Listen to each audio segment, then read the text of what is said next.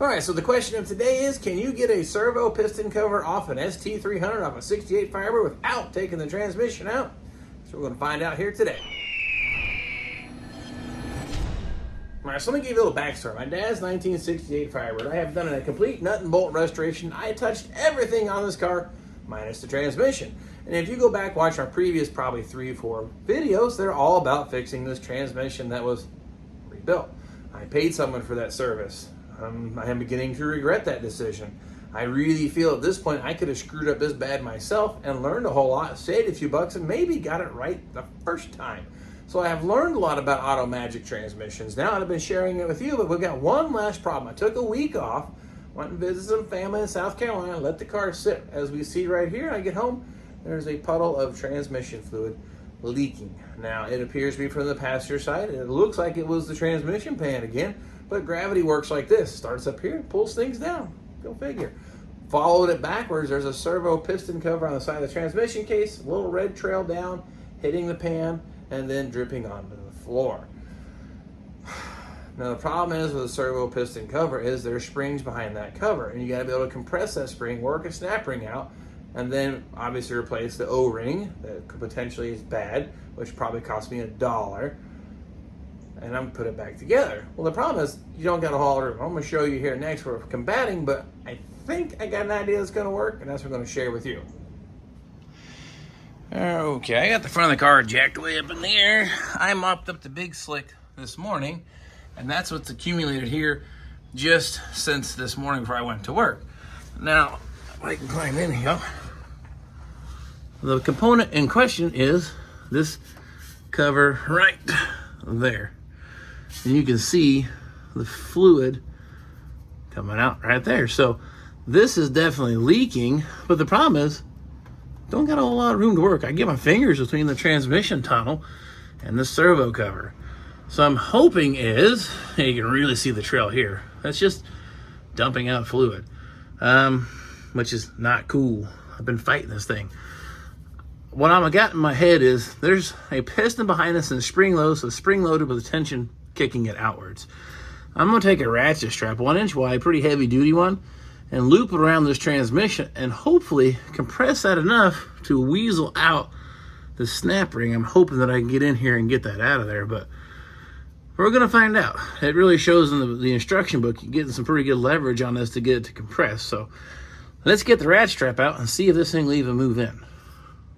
Okay, what I'm gonna do first, I'm gonna try to fish the ratchet strap all the way around this transmission case in the hopes that I can use it to compress the spring.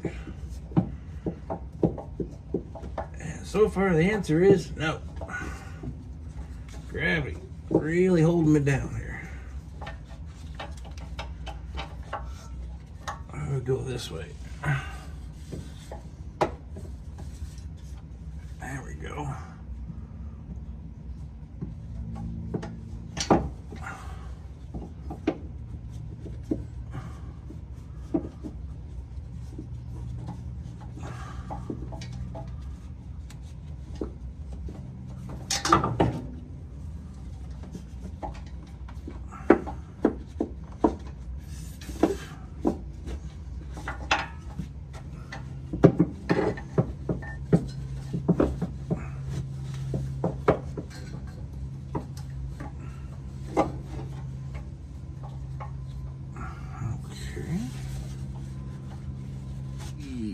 Ratchet strap laid over the pan. I cleared the shift links by going on the inside, so I'm hanging on the side of the case. I am clear of any transmission lines. That looks good. I'm resting right on top of that servo piston cover. So I'm hoping now a few clicks of this guy, this will start to push in. I don't need a whole lot. I just need to remove the spring tension to remove the snap ring that's in there. So I'm going to set you up there and give it a few clicks on this and see what happens. Okay, now watch this thing here and see if it goes in towards the transmission. I'm hoping the answer is yes. Oh, yep, that wasn't that bad. Okay, now that's seated. I should be able to. Oh, where's my pick set? Dadgummit. Okay, here we go. There's a little hole in the backside here to help block that snap ring out.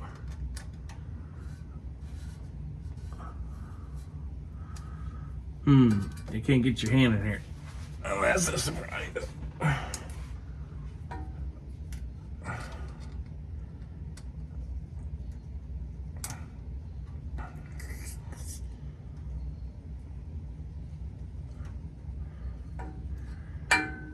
Well, I got the spring tension off. The issue I'm having is getting in there to get the snap ring out of there. There's supposed to be a little window back here in the back, but it ain't working. I'm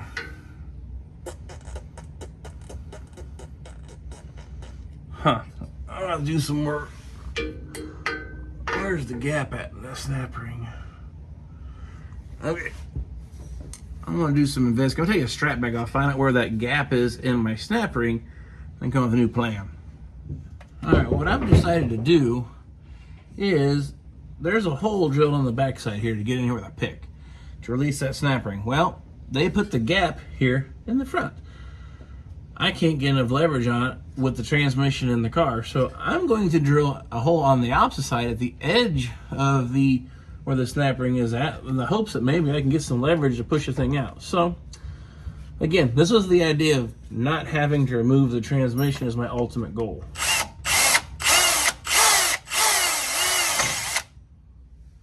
Okay.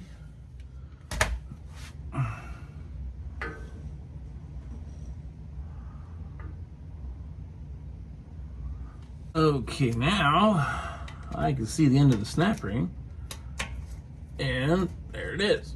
So, like it or hate it, that made my life a whole lot easier. Now, if they would have clocked that snap ring when they installed it where the leading edge is at the edge of that hole, probably wouldn't have been an issue. But they didn't do that. Oh. That's a bit of a chore to get that thing out of there. There's the snap ring. I just need to go find another pick to hook that out of there, so I'll be right back.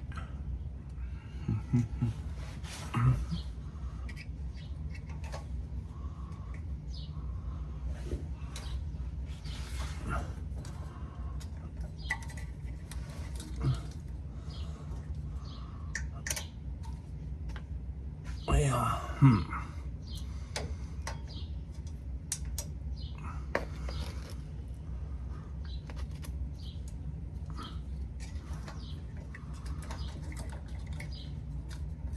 I wish I could show you what I'm doing, but I can't even see what I'm doing.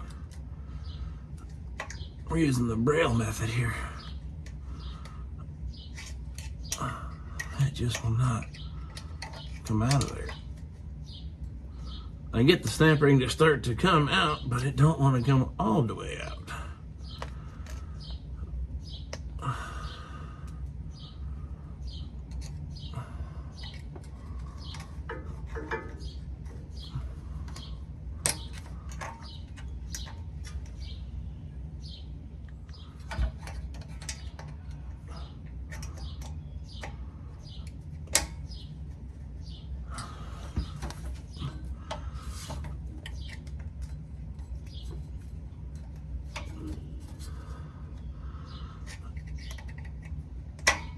Oh, hey, on to something here.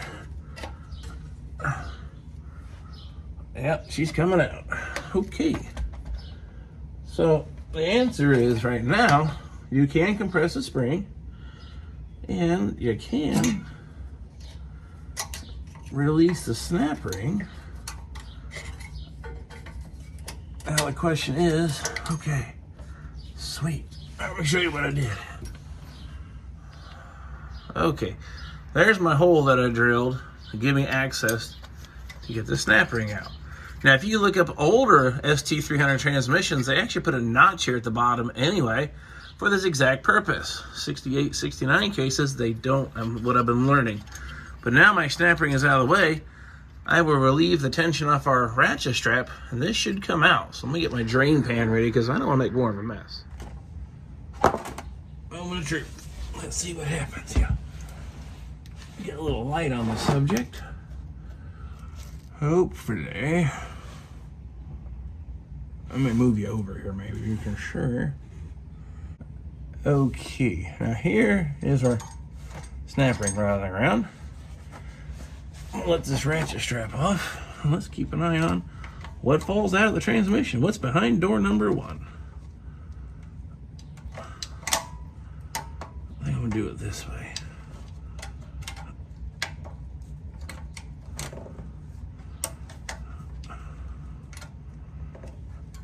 Okay, that's not so bad. A couple more clicks here. All right, well, that didn't pop way out. So it has some spring tension on it, but it's not like blow your face off. So, snap ring, check. Cover. And hey, fluid. Oh, and a little bit of fluid is going to come out. Not bad though. Uh-oh. The cover won't clear the transmission tunnel. You dirty rat. But I can, however, take the O-ring out. Oh, maybe. Huh. I can get the O-ring started to come out.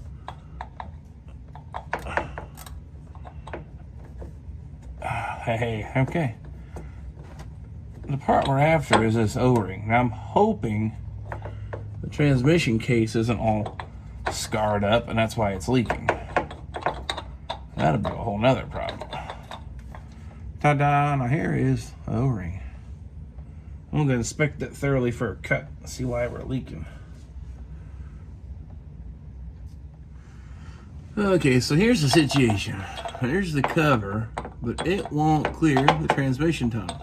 The O-ring resides on that channel here on the inside. So I was able to get the O-ring out. I'm going to take a peek at it. The only thing I can't investigate is the seal area that this thing rides in. So I don't want to take its transmission out. I don't want to unbolt it. I don't want to move it. I'm going to see about finding a new O-ring for it and just reinstalling it and see if this will stop leaking. Because this is really the last thing I want to do is take his transmission out, but this just will not clear to come out. I can't find the secret combination. I was told it would come out, but I wanted to say differently, but I did get to the O-ring, and that's what we need to service. So let's inspect that O-ring, hopefully find a chunk out of it. All right, here's the O-ring that I took off of that cover. What I'm going to look for and hope that I find the smoking guns, I like to say, is why this was leaking. It feels pliable, still kind of stretchy. It's not like taking a shape like it's square, like it's been there for several years. It's not hard and brittle. So I think the guy, when he did the transmission, replaced this. So maybe there's a defect or it got snagged, but I'm not seeing. Well, I probably can't get that to show up on the camera, but there's a mold line. When they molded the two halves, that is atrocious on this thing. I mean, I can't, there's just no way I can probably get it to focus, but it's pretty aggressive, the line. Normally, like, the O-ring should be round. This has got a mold line on the inside edge and outside edge, so it's probably just a low quality O-ring. I think I'm gonna go ahead and just go acquire a new, better O-ring and put this back together. Stopped by Industrial Hydraulics, got 2 O-rings because they're like 50 cents each and it's not worth the drive back up there. So I went ahead and picked up 2 in case I damaged it putting it in. They matched it up, so I can't tell you a part number, but they were able to measure it, take dimensions off it, and they get me the replacements. Now there's some stuff online, you can buy these like 10 bucks each. But if you have a local hydraulic supply place or even like O'Reilly, some of the parts stores have O-rings, but I trusted these guys to match up good, and I don't feel that mold line when they actually made that other O-ring that brought the mold together. It left a really gnarly line around that other one. I don't feel hardly anything. I can barely see it on their O-ring. So I'm gonna stab this back in there, run the daggum car, and hope we finally got this transmission taken care of. Now, this edge of this cover is actually tapered. I don't know if you can get it show up in the camera or not. So that means putting the O-ring on here may not be the best idea. I don't know. I think that by design, they want you to put the O-ring in the transmission case, then put this cover in. I don't know if that's going to work out that way or not for us.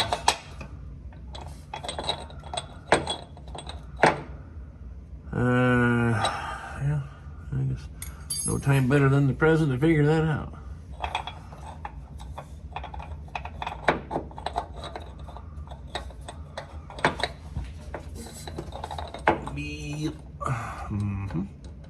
But for the time being, we're just going to put it like it was.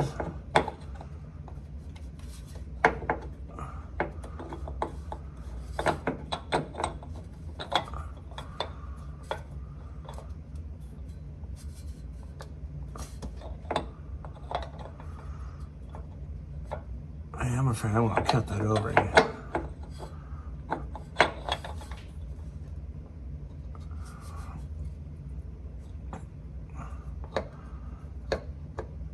Okay, well, I pushed the O-ring in the bore. I hope that wasn't a mistake. I can push the cover in by hand and I don't feel it snagging anything vital, so we're gonna go for it. Put the snap ring back in so I can compress our cover. And oh, that's too much slack.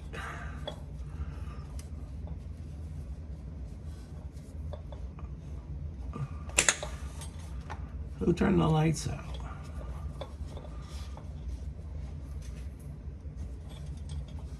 Okay.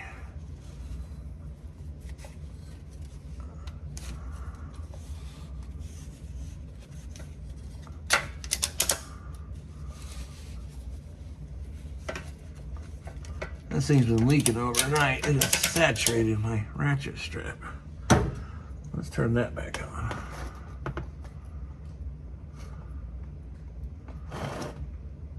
Okay. All right. Now, what I'm going to do, though, I'm going to line up my gap. That way, when I go to take it back off, it lines up with the hole that I made in case I have to take this back apart. With the hopes that I don't have to take it apart. Okay, that's seated. Put the flashlight down. Well.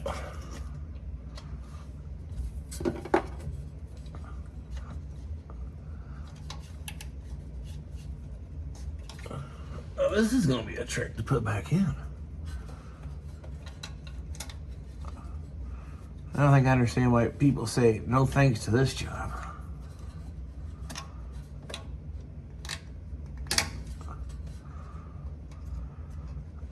Any other way.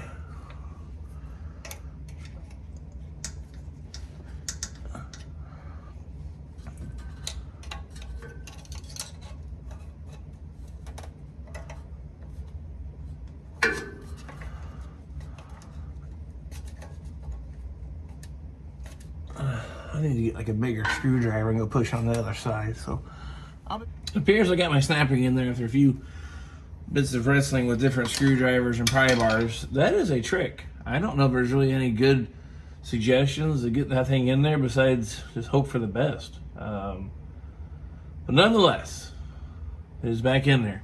I'm gonna pop the ratchet strap off, wipe this down. We'll see if anything leaks out of here the next 5 to 10 minutes before we proceed.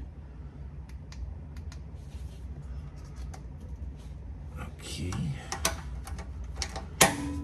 Yep, it stayed in place, so I think it went. I'm not going to take this ratchet strap out yet. We're going to clean this up, the residual, and we're going to let it sit before I take this thing all the way off the jack stands and run it. I'm going to let it sit here for a couple hours. I got some stuff I can go do, and that's what we're going to do. We're going to try to make sure it's A-OK before we kick it out the door today. So, I don't see anything coming out at the moment. I need to find a way to rinse that. I might get some rubbing alcohol. I want to try to rinse that out and flush all the remaining fluid out of that low spot there. Make sure that's not going to be an issue.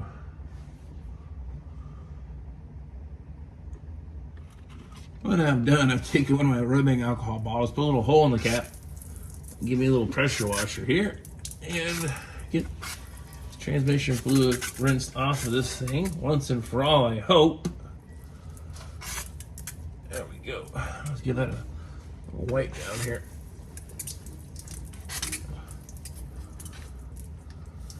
Yeah. All right, let's here. Oops. This is dry, clean, nothing on the pan, nothing leaking out of there. Those holes, that's the ones I said I modified, but that fluid was tracing down here before coming down the pan. Dry and clean, so I'm gonna let this sit. That's all I'm gonna do. I might start up running through the gears, but other than that, I'm not gonna do anything else with the car until that thing is not leaking. It took a couple days, so that's what we're gonna do. Let her sit and see what happens. Okay. Well, she's been sitting for a couple days, so I could go a quick drive. Let's poke her heads underneath and see how well we did. Oh, yeah, that still works. Yep. Oh, gravity. Still holding me down.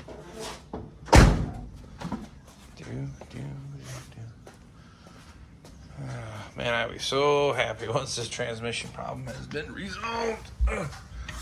And hey, the air conditioning works. Dumping water out. Oh, good gravy. But as for transmission fluid, nothing down there. Well, let me turn the light on. And